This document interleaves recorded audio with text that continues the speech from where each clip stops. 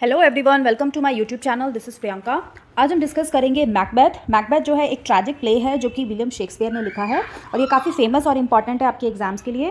तो सबसे पहले इसके मेन कैरेक्टर डिस्कस करते हैं जिससे कि प्ले समझने में आसानी होगी। सबसे पहले है मैकबेथ। मैकबेथ जो है वो ब्रेव स्कॉटिश जर्नल है और यही किंग को मारता है और ख़ुद किंग बन जाता है।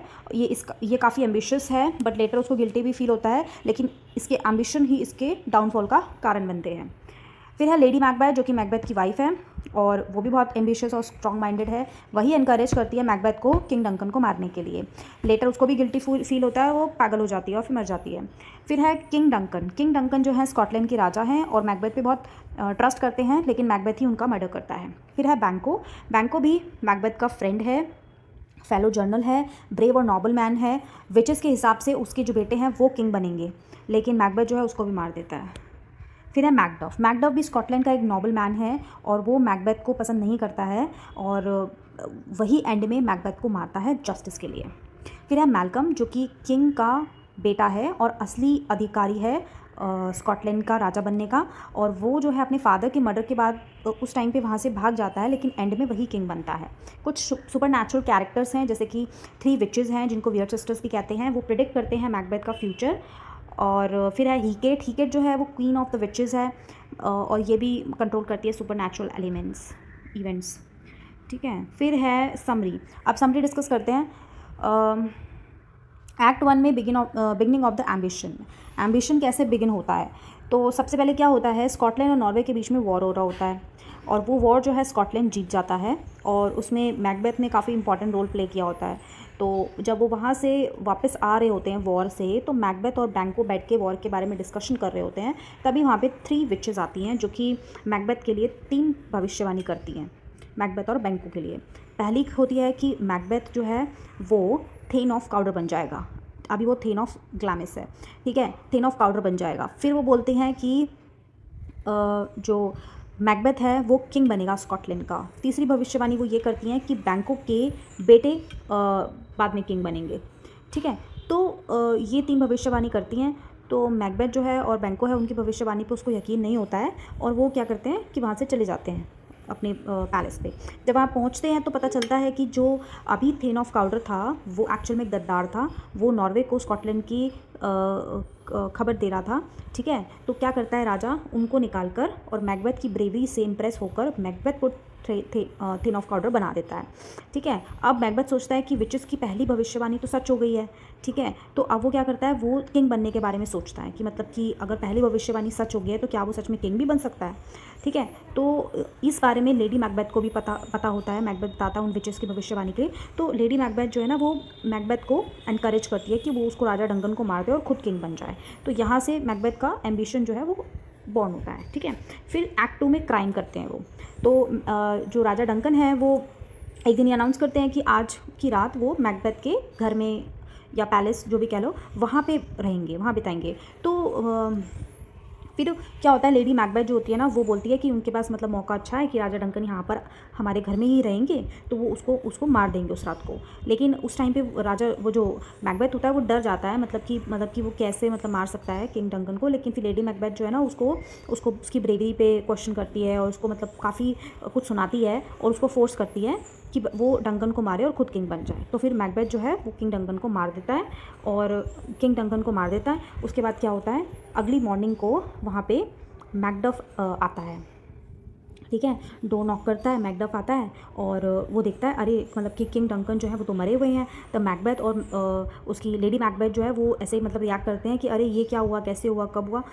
उनको वो ऐसे दिखाते हैं कि उनको नहीं पता कि कैसे हुआ। ठीक है, तो उसी टाइम पे क्या करता है मैकबेथ क्या करता है कि जो राजा डंकन के साथ जो 2 गार्ड्स थे ना उनको भी मार देता है। फिर मैकडफ पूछता है कि तुमने इनको क्यों मार दिया? तो बोल रहा है मेरे को इन पर बहुत गुस्सा आ रहा था और इन्होंने ही मतलब कि डंकन को मारा होगा, इसलिए मैंने इनको मार दिया। तो मैकडफ को थोड़ा शक होता है उसके ऊपर, मैकबेथ पे, लेकिन उस टाइम पे वो कुछ नहीं करता है, क्योंकि कुछ नहीं करता है। लेकिन ये जो बैंको है, एक बंदा, उसको पता होता है विचेस की भविष्यवाणी के बारे में कि विचेस ने क्या भविष्यवाणी करी थी। और अब जो है जो किंग डंकन का जो बेटा है वो ये सब देखकर वहाँ से भाग गया है, क्योंकि उसको ऐसा लगता है कि जिसने उसके फादर को मारा है, किंग डंकन को मारा है, वो उसको भी मार सकते हैं। तो अब वहाँ पे राजा कोई बचा नहीं है, मतलब कि किंग डंकन मारे गए हैं, उसका बेटा वहाँ से भाग गया। अब वहाँ पे ब्रेव जो है मैन एक ही बचा है, मैकबेथ, और तो सब मिलके उसको राजा बना देते हैं। तो बैंको समझ जाता है कि कहीं ना कहीं किंग डंकन को मैकबेथ ने ही मारा है। तो अब यहाँ पे क्या होता है, एम्बिशन जो है उसका एक्शन बन जाता है, मर्डर हो जाता है। फिर है राइज ऑफ फियर। अब मैकबेथ को पता है कि वो किंग है, बट फिर भी वो इनसिक्योर फील कर रहा है, क्योंकि वो जानता है कि बैंको को भी विचेस की भविष्यवाणी के बारे में पता है। ठीक है, तो वो क्या करता है, मैकबेथ एक पार्टी ऑर्गेनाइज करता है। उस पार्टी में वो बैंको और उसका बेटा फ्लियांस को बुलाता है। तो उस टाइम पे वो 2 मर्डरर्स भी हायर करता है। तो रास्ते में जब बैंको और उसका बेटा जो है वहाँ पार्टी में आ रहे होते हैं, तो मैकबेथ क्या करता है, उन मर्डरर्स से उनको मारने के लिए भेज देता है। तो बैंको को तो मर्डरर्स मार देते हैं, लेकिन उसका जो बेटा है फ्लियांस, वो वहाँ से भाग जाता है। तो बैंको सोचता है कि मतलब कि बेटे को मारना ज़्यादा ज़रूरी था ना, क्योंकि बेटा राजा बनेगा। लेकिन वो वहाँ से भाग जाता है डर के, और बैंक को मारा जाता है। तो कहता है चलो छोड़ो जो हुआ। अब वो क्या करता है, वापस उस पार्टी में आ जाता है जो उसने ऑर्गेनाइज़ की होती है। तो अब क्या होता है कि उस पार्टी में उसको बैंकों का भूत दिखने लग जाता है, बैंकों का भूत दिखता है। और तो वो क्या करता है, मैकबेथ बहुत वियर्ड सा बिहेव करने लग जाता है। ठीक है, तो अब सबको वहाँ पे पता चलता है कि बैंकों का मर्डर हो गया है, और मैकबेथ को बैंकों का भूत दिख रहा है, और उसका वियर्ड मतलब जो बिहेवियर होता है, उससे क्या होता है, लोगों को उस पर शक होने लग जाता है कि कहीं ना कहीं इसी ने बैंकों को मरवाया है। फिर क्या होता है, एक्ट 4 में इविल डीपन्स। मैकबेथ जो है ना विचेस के पास दोबारा विजिट करता है। जब उसको भूत दिखता है ना, तो वो दोबारा विजिट करता है। तो इस बार विचेस जो है ना वो थोड़ी कंफ्यूजिंग प्रिडिक्शंस देती हैं मैकबेथ को। पहले बोलती हैं कि मैकडफ से तुम सावधान रहो। दूसरा वो बोलती हैं कि no man born of a women can kill Macbeth. मतलब कि जो भी किसी औरत ने पैदा किया होगा ना, वो इंसान मैकबेथ को नहीं मार सकता। ठीक है, और तीसरी भविष्यवाणी वो ये करती हैं कि मैकबेथ तब तक सेफ़ है जब तक बर्नम का जंगल जो है ना वो अपने आप चल के उसके पास नहीं आता। मतलब कि उसका जो किला है उसके पास आसपास का जो जंगल है वो अपने आप चलकर उसके पास नहीं आता, तब तक वो उसको कुछ नहीं हो सकता। अब मैकबेथ जो है वो थोड़ा रिलीफ फील करता है, क्योंकि सभी लोग औरत से ही जन्म लेते हैं कोई। ठीक है, और जो है जंगल जो है वो चल कैसे सकता है। ठीक है, अब बचा मैकडफ। तो मैकडफ क्या करता है, मैकबेथ क्या करता है, मैकडफ को मारने के लिए लोग भेज देता है। और वहाँ पे मैकडफ होता नहीं है, लेकिन उसकी फैमिली होती है। तो उसकी फैमिली को वो मरवा देता है।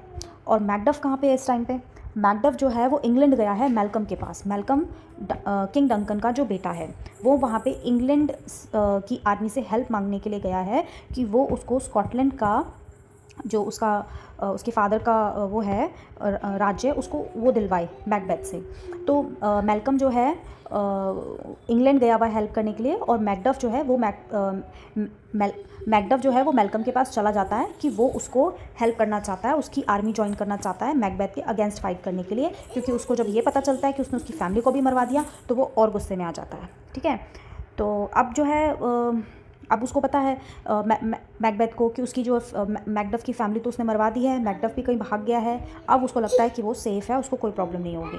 अब देखो एक्ट 5 में क्या होता है, यहाँ आता है फॉल ऑफ मैकबेथ। ठीक है, मैकबेथ की जो वाइफ होती है ना, लेडी मैकबेथ, वो मतलब कि डंकन को जो मारा होता है ना, उस गिल्ट में पागल हो जाती है। उसको लगता है उसके हाथ जो हैं खून से रंगे हुए हैं, और वो उसको साफ़ करने की कोशिश करती है, बट वो साफ़ नहीं हो रहे होते, मतलब ऐसा वो फील करती है, और इसी गिल्ट में वो मर जाती है।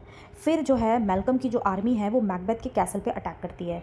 तो मैकबेथ क्या करता है, अपने मतलब सब जगह सिक्योरिटी लगा देता है, और फिर मैकबेथ की कैसल को सेव करने के लिए अब वो बोलता है कि जो मैल्कम की जो आर्मी है ना, उसको वो बोलता है कि हमारी सारी आर्मी के जो जितने भी लोग हैं वो सब अपने शरीर पर पेड़ पौधे पत्ते बांधकर फिर किले की ओर बढ़ेंगे, जिससे कि मैकबेथ को हमारी मतलब हम लोग कितने लोग हैं, हमारी कितनी संख्या है, इसका अंदाज़ा ना हो। तो वो लोग सारे क्या करते हैं, पेड़ पौधे अपने बॉडी पे बांध के फिर धीरे धीरे कैसल की ओर बढ़ते हैं। तो इससे क्या होता है कि ऐसा लगता है जैसे पूरा का पूरा बर्नम का जंगल कैसल के पास आ रहा है। ठीक है। तो विचेस की भविष्यवाणी यही थी कि जंगल जो है वो चल के कैसल के पास नहीं आता, तब तक वो सेफ है। अब वो बांध के आ रहे हैं तो वो ऐसा लग रहा है जैसे वो चल के जंगल के पास जंगल जो है चल के कैसल के पास आ रहा है। तो वो कैसल में एंटर कर जाते हैं और मैकबेथ को वो कर लेते हैं, मतलब बंदी बना लेते हैं। लेकिन मैकबेथ जो होता है ना, वो हंस रहा होता है, उनका मजाक उड़ा रहा होता है कि तुम लोग मुझे नहीं मार सकते। वो तो बोलता है क्यों नहीं मार सकते? इसलिए नहीं मार सकते क्योंकि मुझे कोई भी ऐसा इंसान नहीं मार सकता जो कि अपनी माँ के पेट से जिसने जन्म लिया हो। तो फिर मैकटफ जो होता है ना, वो बताता है कि उसने अपनी माँ के पेट से नेचुरल बर्थ नहीं लिया है, जबकि उसकी माँ का पेट फाड़ के उसको निकाला गया है। मतलब वो एक सर्जिकल चाइल्ड है, नेचुरल बर्थ से नहीं पैदा हुआ है। तो मैकडफ ही मैकबेथ को मारता है और फिर मैल्कम जो है न्यू किंग बन जाता है। ठीक है। तो यहाँ इस स्टोरी में मैकबेथ का जो ओवर एम्बिशन, ओवर कॉन्फिडेंस ही उसके डाउनफॉल का कारण बनता है। आई होप आपको ये स्टोरी समझ में आई होगी। Thank you for watching. Bye bye.